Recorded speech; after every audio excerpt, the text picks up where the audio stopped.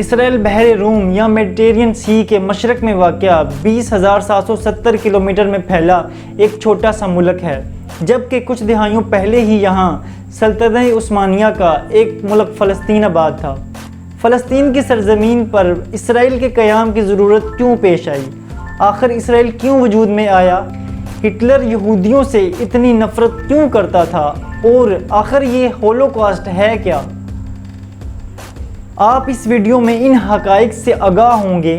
میرا نام ہے مشاہد حسین اور آپ دیکھ رہے ہیں سوچ لو چینل کی سیریز اسرائیل کی پہلی قسط۔ ہولوکاسٹ دراصل پہلی جنگ عظیم کے بعد یہودیوں کی نسل کشی تھی۔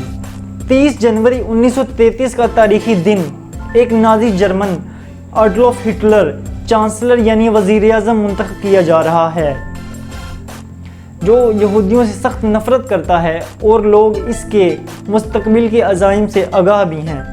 ہٹلر کی یہودیوں سے نفرت کی ایک خاص وجہ ہے اور وہ یہ کہ ہٹلر پہلی جنگ عظیم کا ذمہ دار یہودیوں کو سمجھتا تھا اور وہ جرمنی کے ان خراب حالات کا ذمہ دار بھی یہودیوں کو ہی ٹھہراتا تھا۔ ان سب حالات کو بھاگ کر ایک 92 سالہ یہودی خاموشی سے جرمنی سے چلا گیا اور وہ یہودی 20ویں صدی کا سب سے بڑا سائنسدان البرٹ آئنسٹائن تھا۔ شاید وہ جان چکا تھا کہ آگے کیا پہاڑ ٹوٹنے والے ہیں۔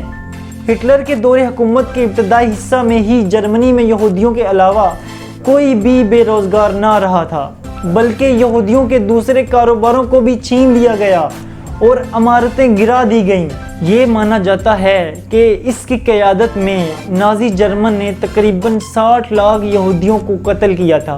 یہ اس وقت کی جیوش آبادی کا تیسرا حصہ ہی تھی، لیکن ہٹلر کے فرشتوں کو بھی پتہ نہ تھا کہ اس کا ڈی این اے بھی افریقن بربر قبائل اور یہودیوں سے ملتا جلتا تھا، اور بلکہ یہی نہیں، اس کی محبوبہ ایرا براؤن بھی نسلاً یہودی ہی تھی۔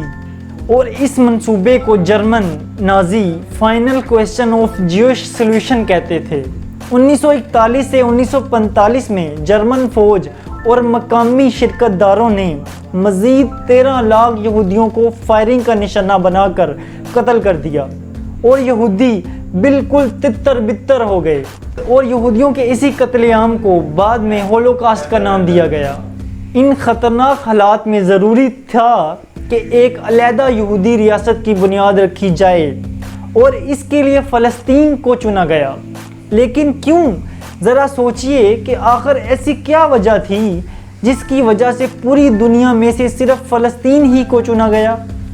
اس کا جواب یہ بھی ہو سکتا ہے کہ سلطنت عثمانیہ کے زوال کی وجہ سے فلسطین ان کے لیے ایک آسان ہدف بن گیا تھا، اور بیت المقدس سے یہودیوں کی مذہبی عقیدت بھی اس کی ایک وجہ ہو سکتی ہے۔ اس کا فیصلہ آپ خود کیجئے اور ہمیں کمنٹ سیکشن میں بھی بتائیے۔ اپنے قیمتی جواب سے ضرور آگاہ کیجئے گا، اور آخر اسرائیل نے فلسطین پر آخر کیسے قبضہ کیا اور اس میں اس کا کون حامی تھا؟ یہ سب ہم آپ کو بتائیں گے لیکن اس سیریز کی اگلی ویڈیو میں۔ تب تک کے لیے اللہ حافظ۔